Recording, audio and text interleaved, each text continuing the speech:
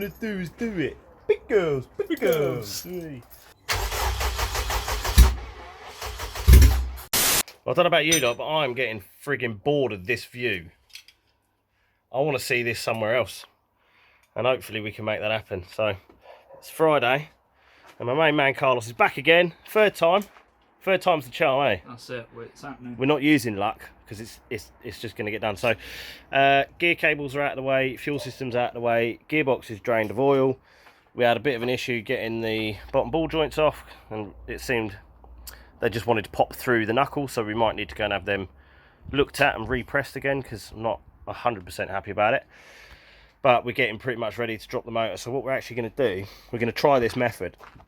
We put a pallet underneath. We're going to ratchet it up on the crane. Take the weight. Going to undo all the mounts. We're going to lower the engine down and drop it on that pallet and see if we can get it low enough to pull this inside mount off. Because that was the one that was actually causing us a headache for getting it in. So we had to curve the gearbox around the top section. So we're going to pull that off, and then hopefully the engine should just come straight vertically out of the hole. Let's see how that works out, huh? Well, I've done my usual, haven't I? We've made progress, and I didn't film it. I'm waiting for a new little mini tripod to turn up at some point today, because I broke a leg off my other one. So, right, what we've actually done is we've dropped the engine out of the mounts onto a pallet. These China mounts are a pain in the ass. They're all a bit warped and shit. They're not quite to American tolerances. So what we've opted to do is leave it all attached on that side. And on this side, but what we're going to do is we're going to take this mount completely off, because then it's going to clear all of this space for that transmission to completely miss the chassis leg on the way up. That's the plan. So we'll try and film that bit. Huggy duggies. Oh, lots of rust. Oh yeah, it's a 21-year-old Honda, mate. What do you expect? 21-year-old ginger. We have to be careful taking this plate off, because it does like to rinse my paint as well. It needs a slight tappy in one direction only. So I'll get the hammer out and do that. Here we go. Let's see how much battery we got. I've got a tripod on our roof. Right then. So we reckon we need to scoot her in a touch first. Yeah.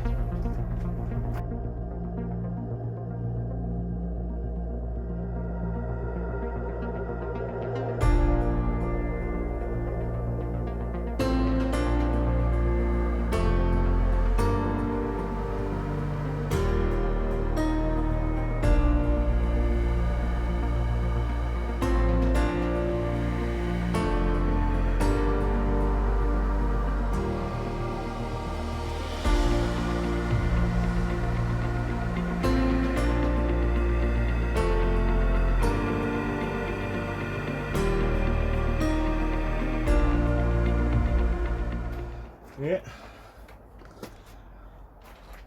6 minutes 59 seconds in total. Not shabby. Not shabby at all. We've been in this place before. The good news is now though, I can get in there, fix that fuel fitting properly, and we can put the power steering fluid in the steering rack whilst we can actually access it nice and easily. So there we go. We're cheating, we're doing a replay because we have actually just done this, but we wanted to simulate how easy this was to undo. Go for it. That's it, I'm done. That was ridiculous. I'm actually seriously glad that this has got a problem and that we didn't run it like that, because that could just undone itself and fucked off down the road somewhere, and then we could have been in a lot of trouble. Do you know what I mean? I dread to think what we're going to find in here. I dread to think the amount of loose stuff on this engine and everything. Crazy, well, mate. Problem. Right, so we've got the new chain on. All the marks line up. She's looking all nice. Got the new tensioner on. Pull that in a couple of clicks so she's nice and tight, like a tiger. Bottom guide's on, bolts tight. These three are all torque to spec. That's torque to spec. That's tight. I think we're pretty much good to get to the shit bit now. Cleaning all the crap off the mating faces, ready for some new Honda Bond. And I've got to make sure we put that gear back on. Facing outside, that's actually marked and painted, so make sure that that goes on the outside and it slides on, it's slotted onto the keyway just there.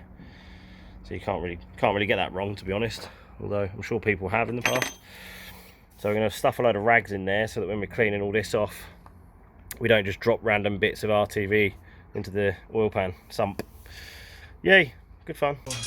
To the man who put all of this dodgy RTV on there, thank you. Thank you muchly. I love you. This is a lie, obviously. KB's on the engine side. How you getting? Oh, he's fucking smashing it out. Look, it's nearly done, mate. Still got some bits up here and that, but rocking it out with serious jocking. Serious jocking! Yeah, boy. No G. Jocking. K. No ing. Jocking. That's a horrible job done and out of the way. That Honda Bond's some nasty shit, man. You need some seriously strong hands to squeeze that tube, isn't it? That's daft. Need a bigger tube and a bigger hole. Get more yeets. So, yeah, that should be decent. We had to clear loads of RTV off this stuff, so we've got all the new seals, so we should be pretty good to go now. Got the new crank seal in there. Good. Timing cover is pretty well back on now. Just torquing the last couple of bolts up. And then we've got to replace the VTC solenoid seal O-ring and the crank sensor O-ring, and then that's all sorted. So that's all them new bits on. And then valve cover back on. We'll probably just double check the valve clearances before we put the valve cover back on, just to be certain. And then maybe call it then, or maybe not. We'll see. Gearbox needs to come off because we've got to do the seal on the other side. Oh, you didn't do it, Carlos. Got to do the seal on the other side. Yeah, boy. So we've got to do the crank pulley now. So let's see how we go on with that. Oh, I've only got to do fucking for now.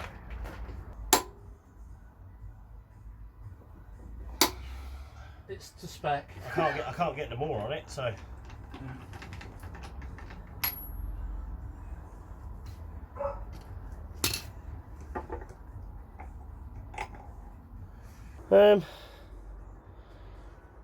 Call that done. Should we just have a quick look at the valve clearances? Yep. Just run the fucking feeler in there, see what she's like. Oh, I can see my D1 spec legit. Well, you can't because it's too bright, but D1 spec sandwich plate.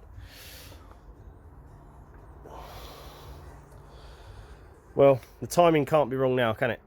Hell no. So definitely can't be wrong. So what?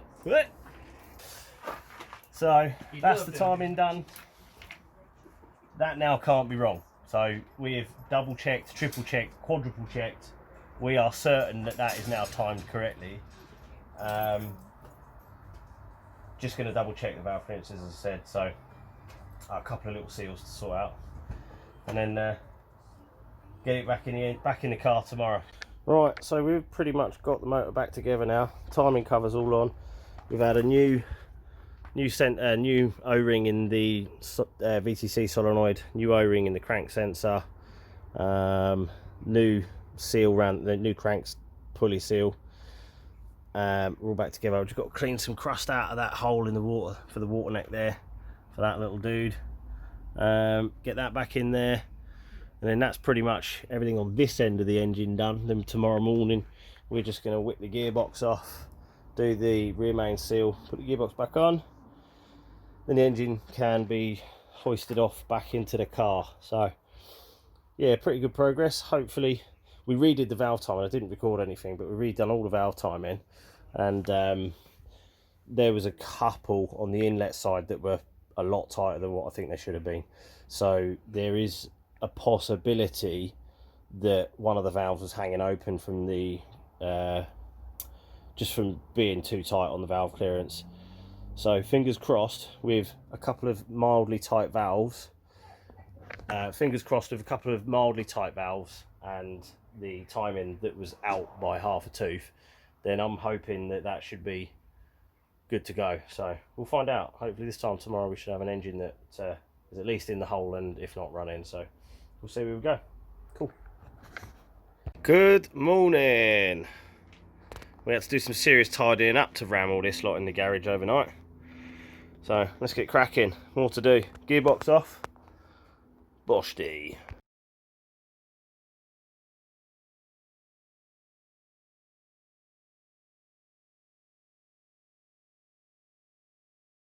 Interrupt this session to hereby christen this engine as a certified ripper,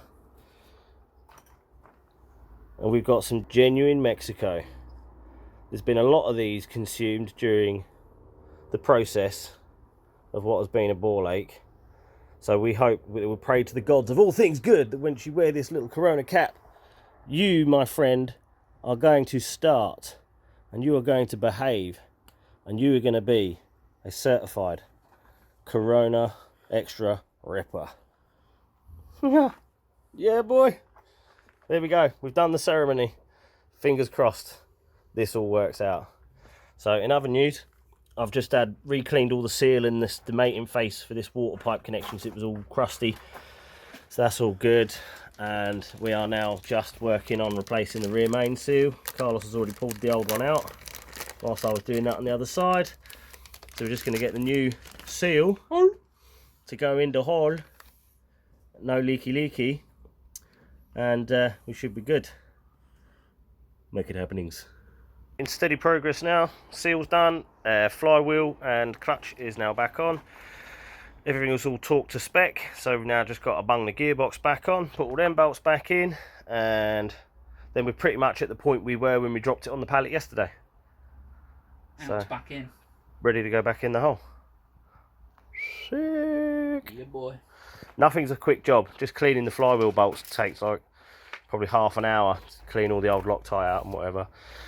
So yeah, ready to go. We've been christening it and just being generally very nice to it in the hope that it's not going to fight me anymore. Yeah, because when it is running, he's going to beat its fucking face in and treat it like a bitch. And then if it does die, it'll be like, oh well. Oh, fun. At least I enjoyed myself. But right now, we just want you to work your damn thing. Okay. We're making some progress now. We've had to rig up a system to try and fill the steering rack with some power steering fluid. So we've got a series of hoses, pipes, funnels and jugs, because we're going to flush whatever's in it out and put some nice fresh gear in there. I've also managed to get onto this fuel fitting down here, this main feed one, the one that I said was still weeping.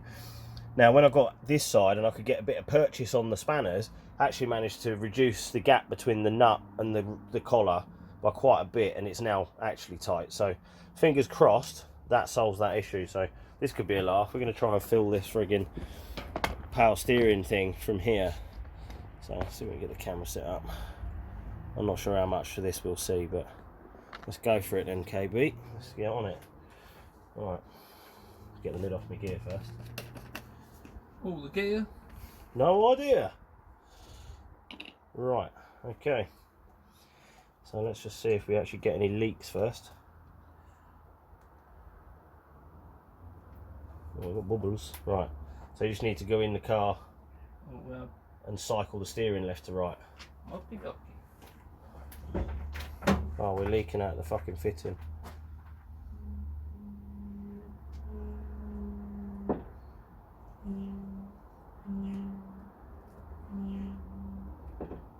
Yeah, just keep going. Oh, add a little bubble there. Oh, got some noises.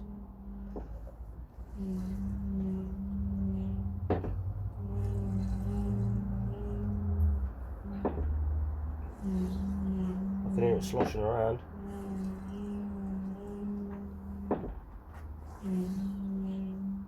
It's moving the fluid, but it doesn't seem to be taking much. Got none coming out the other end just yet. Stop filming because we were doing it wrong. To put the fluid in, you use the bottom hole and then it comes out of the top hole. We basically just kept turning the wheel round left to right, left to right, left to right, until we started getting fluid running out of the top hose. Then I just jammed it over with my finger, took the feed hose off, and then put that hose back on. We've just had a little test drive. You know, that's wishful thinking. A little test run, and there was no leaks there. So that's a win. No leaks. Flintstones power at the minute. Yeah, mate. I'm standing in the hole. It was cleaning up the mess we made with all that power steering fluid. So that's all done. Next job. Back home. Put her in a home. Take two.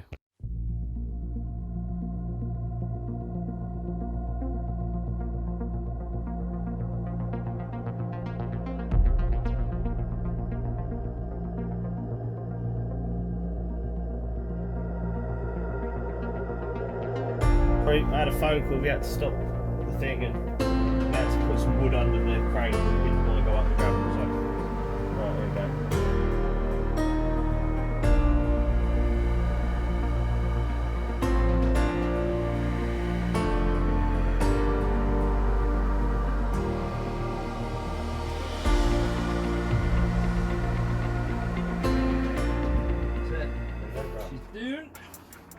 Lock her off there. Couple of scratches. So, yeah, that's fine. Race car, innit? He says, I'll cry about that later in private. Right, so this is our method. As you've just seen, we've dropped it in from the top. And the reason we've done this is because that mount over there causes you an absolute freaking nightmare and it just gets in the way. So what I'll do now is I'll put that mount back on, now that the engine's in the hole on the bottom, and then we can flip this mount back over like that, really easily, one-handed, just like that, and then it's flipped over. Yeah, so imagine that I did that. That's cool. And then we can lift the engine back up to the mount and bolt her into place. Boom. Alrighty. Okay, I'm just going to gently bring this bad boy up. Yeah, you've got your bolts. That's like way. Whoa, fucking me.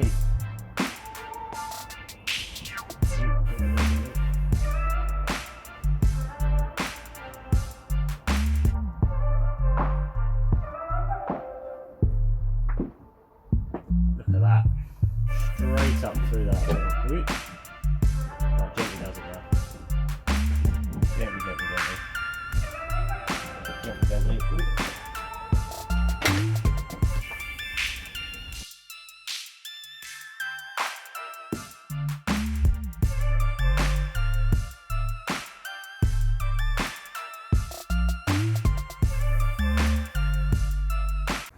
Well, the engine's in the hole. Oh dang, what's he lost? Just chucked me fucking bolts out, ain't ya, for me fuel regulator. Nate Dog and Warren G got regulate. Damn. Anyway, so the engine's in the hole now. These China mounts, they don't like to play ball very easily, so we had to do some jiggery pokery to get all them to fit properly. We just got to go around, tighten up everything now, tighten up all the mount bolts, all that stuff, get the intermediate shaft back on, exhaust manifold back on, plug in the wires for the oil temp pressure sensors, wiring loom on, injectors, fuel rail, alternator, clutch slave, and a few other bits and bobs. So it should come together pretty quickly, but it's R3.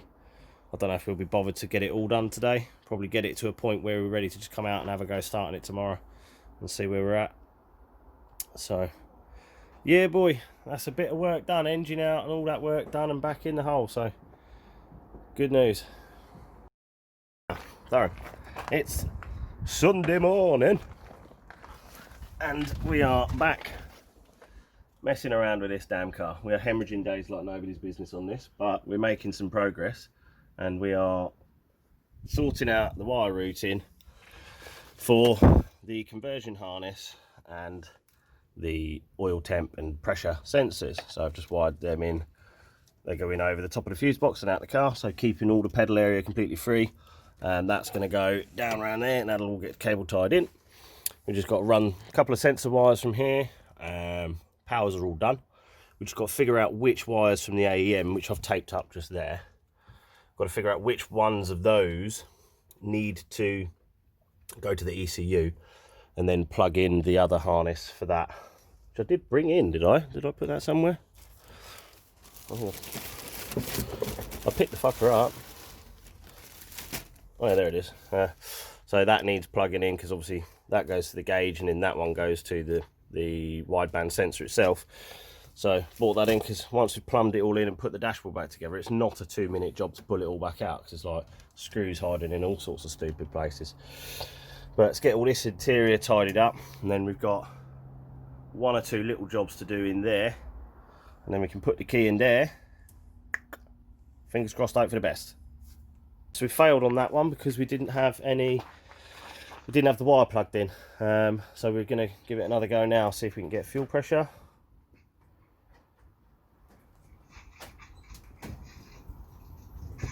We're getting fuel pressure. 60 psi. Yep. I can't hear any. I can hear it. See, that fuel pump should have stopped by now. Yeah. But I don't see any leaks, dude. No. I can hear it returning to the tank. Hang on, turn the camera off. I'm going to have a feel. Said something to come up on the screen. Yeah, once you've turned it to the second stage of barrel, you should have a... ECU connected here for F10 dialogue. Oh, the lightning. Yeah, that's Sorry, it. that's Is it? on in it. Is it? Yeah, that's on now. Right, so leave that as on. Right, ready? So we've got fuel pressure. That's Okay, all. we're going for it. Go on then.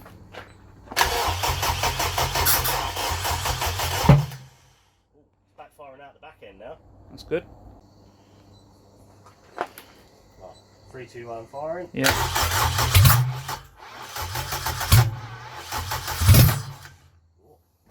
Sound like she might. So I've a few cranks. 10.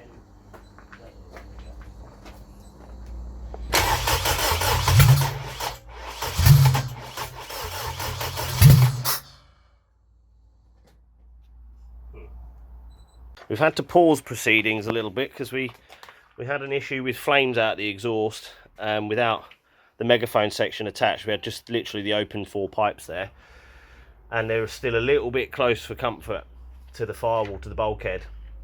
And I know we haven't, doesn't look like I've got any fuel leaks now, but I'm still a little bit apprehensive. So what we've done is we took the manifold back off the car, because we did try fitting this on the car from underneath. Now be warned, it's not easy. It took 2 people, 3 pry bars, a big bit of wood and a big hammer, because you'll get one in, the other one pops out. You'll get another one in, 2 more will pop out. Rinse and repeat for about an hour, and then eventually you'll get it on. Unless you have one that was manufactured better than this one. This is a Birmingham special. It looks pretty. It looks pretty. The welding's actually pretty decent. The quality is very good for what it costs, because it is not an expensive unit. So you have to bear that in mind. But yeah, we are going to now attempt to get that back on the car, and we're going to have another go at firing that up without spitting flames up into the engine bay, hopefully. Update on the K-Tech Megaphone manifold. Don't bother joining it up before you put it on the car, unless you've got your car on a 2-post ramp or a 4-post ramp where you can get it up high off the ground, because this then becomes way too big and there's absolutely zero chance of you getting it in there. We tried it forwards, backwards, upside down, inside out, the lot, you name it. Spent an hour messing around with it, head scratching, and now we're pulling them apart again. But we're just checking out the best method of getting it back on once we're under the car. But we're going to have to put the manifold piece back on first, and then the megaphone adapter section once we're on the car. There's points where I really freaking hate this car. Like, I swear to God. But we do now have both pieces of the manifold attached. We're just putting the wideband in. But I tell you what a twat of a job on a driveway. So big hammers were required. Headache. Took about 2 hours all in, with the on and off, on and off, on and off mucking around. But it's all but done. Just got to put the studs and the rest of the bolts back in the manifold this end. Plug the wideband in at least, and then we'll be able to get a reading. If we ever get the engine started, that is, of course. We'll at least get a reading on the gauge. Take 2. Don't have fuel leaks now, so that's a winner.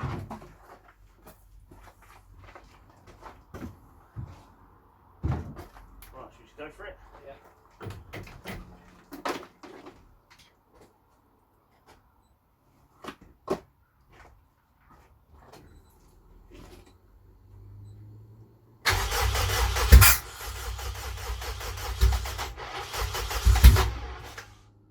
Sounds like she's trying. Yeah. Well, we've got like a puff of white smoke, so She's trying it, mate. We need a little bit of throttle, perhaps. yeah. You can Oh, Oh, she's going to stink for a bit. Yeah.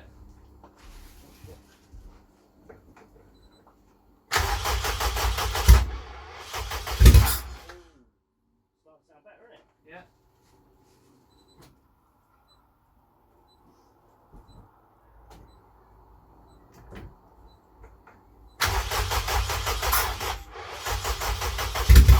that from Wales trying to like Yeah, that? it will do. Will it? Yeah. There's smoke coming out, so that's something. Yeah. The oil light's gone off now on the dashboard as well.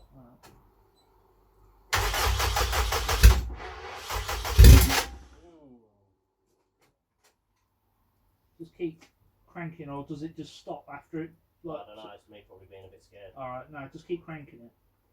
Battery's going to fucking go flat, isn't it? Nah, it'll be fine.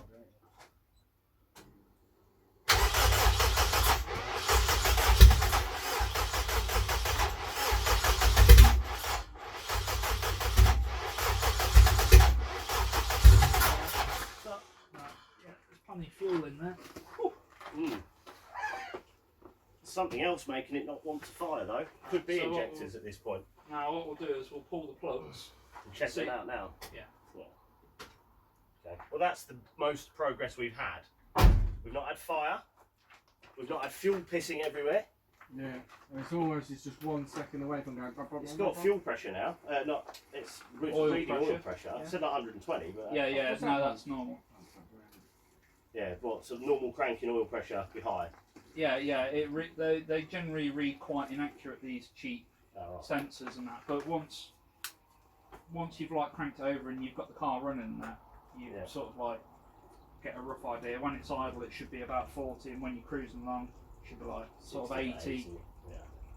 All right. Well, that didn't sound ridiculously horrible. There's a few moments where it wanted to fire there. Yeah. There's a few chugs. It caught a couple of times. Go, mate, that last time. It's a lot quieter now as well with that fucking megaphone on. Shouldn't be. Shouldn't be, but compared to what it was, let me get the Allen key out. Right, we're going to whip the plugs and have a look at them, see what's going on. Large puddle, had a bit of a situation. We checked the plugs after the first few firing, and we had 3 wet ones, 1 dry one. The injectors were unknown and they were quite questionable in their visual condition anyway. So Carlos had already bought the ones from his old K20, which we know are good and working, so we've swapped them. So that's where all the petrol come from. We're just tightening up the plugs again now, and then we're going to go and give it another little turn of the key and see what happens this time.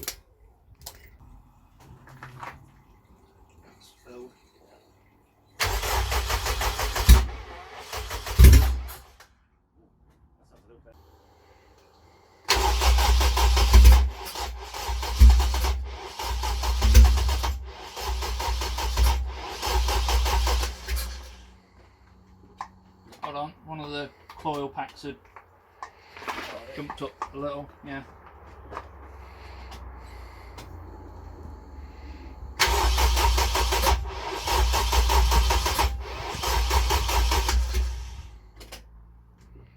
Right, it's up as 5 on Sunday and we're still sat here. Carlos is in there just now. We're just turning off the O2 sensors on the ECU. Something we didn't think we'd need to do, but we're going to give it a try. We've got temporary earth straps left, right and centre. We've had the Dremel tool out. We've ground paint off just about everywhere. We basically had issues with the ECU. You'd be cranking the engine and you can see the ECU gets interrupted power very briefly, and then we'd click off and click on and restart the data logging. So that's what got us hunting down bad earths, and we've cleaned every single earth. We've moved one to a bigger bolt. We've cleaned all the paint around both ends. We're using massively overkill cables for the earths as well. I can't imagine that would cause any difference because they're just going to flow same as any other cable, but you know, with much less resistance and heat because of the core of the cable's too thick really for the job. We've had many attempts at starting the car. It seems to be just flooding fuel in there like nobody's business for some reason. We've swapped injectors out, we've swapped coil packs out. We're going to change the plugs for the brand new ones in a minute because we're using Carl's old ones out of his FN2. They were known and working and good. They'd done about 30,000 miles, so they weren't horrendous. So we're going to change them anyway as a matter of course. We're going to turn off the O2 sensors and whatever, and the ECU. There's another weird thing happening as well. We've got the ECU set up to switch off the fuel pump after 2 seconds on key, but it's not switching off, so it's just continually pumping fuel.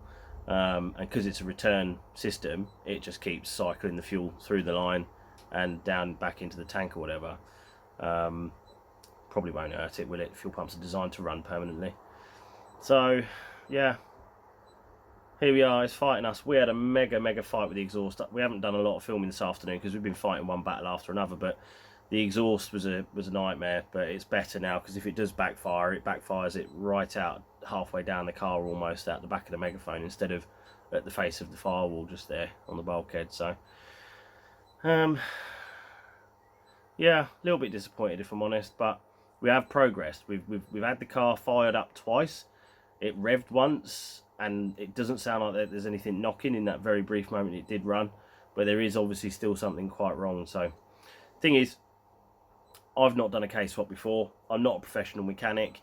The internet is incredibly vague on a lot of this stuff, so we're trying to use what knowledge we've got between us, and you know, we're hitting up messages with people who we know have done it before and stuff like that, and they're being really helpful. But it's hard for people to help remotely when they're not sat here in front of the car and having a look at it. Like, it's quite possible that I'm still missing a part that didn't come with the engine or didn't come with the car, and I don't know that I need it because I've not seen either in situ in one car before. So yeah, it's a bit tricky. We've got gauges that work now though, and we've got the wideband all plumbed in and everything. We're just putting a bit of charge back in the battery again because we've done quite a bit of cranking on it over the course of the day. Is that gauge bibbing doing your head in yet? Yeah, it's absolutely doing Sweden. So we've got the dashboard back in, we've got gauges in. They're on the fritz a little bit. I think we need to sort out the grounds for those as well, because I think they're a bit dodgy. But we're just having a look on the old laptop, see if we can turn them sensors off and whatever. We will get there. We won't let it beat us, but today it might, because we're running out of time now. We're getting to the point where it'd be quite unsociable to start firing up an open header car at this time of the freaking day. So let's see where we end up. Right, folks, I thought I'd better film an outro to this episode. We ran out of time on the Sunday and we gave up. That's kind of where we're at.